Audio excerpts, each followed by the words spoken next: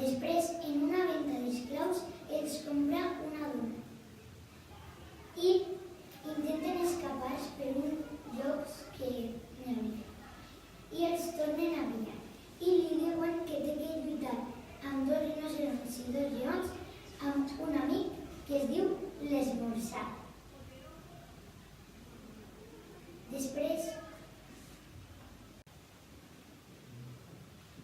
fan una lluita i aconsegueixen escapar del circ. I fan una lluita entre els romans i els esclaus. Acaben guanyant-se els esclaus. Adeu. Hola, soc Javier, de tercer B, i us vaig a contar el conte que m'he llegit que se titula Tina superbruixa amb els pirates. Tina era una xiqueta que vivia en la seva família i el seu germà.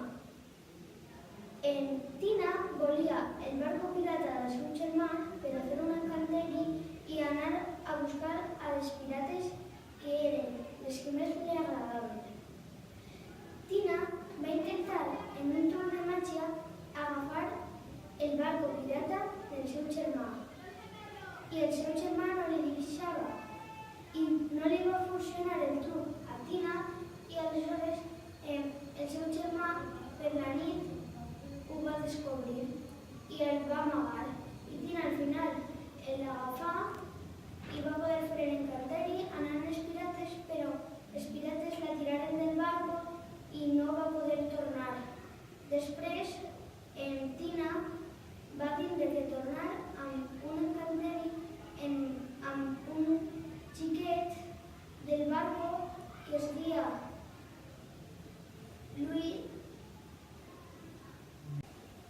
Luis i va anar amb el seu pare i el seu pare li va ajudar a tornar a la seva casa.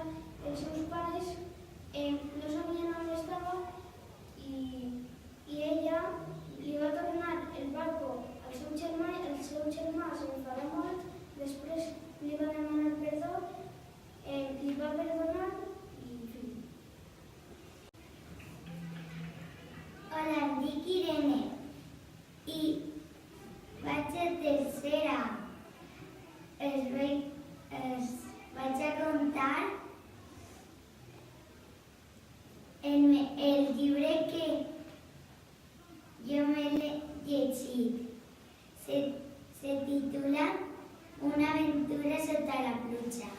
Els personatges són en Tigret, Elefantor, una família de micos i 2 osos.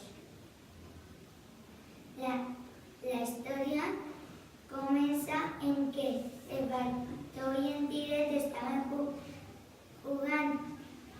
jugant per la jungla i va començar a ploure. Després van anar a refugiar-se a un arbre que coneixien en Tigret. Però en Tigret sí que cabia, però l'Elefantor no. Quan tenia el cap a cobert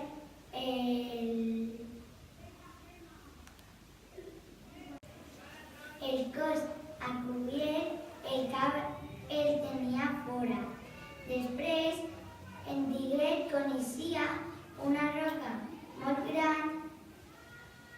Van anar a aquesta roca, però li passava el mateix a l'Elefantor. Després van anar a una cova que coneixia també en Tigret i es van encontrar a 2 ossos i els ossos les van dir fora d'aquí que hem llegat nosaltres antes. I com en Tigret no queria discussió, es van anar a un arbre molt gran que en Tigret coneixia. Entonces van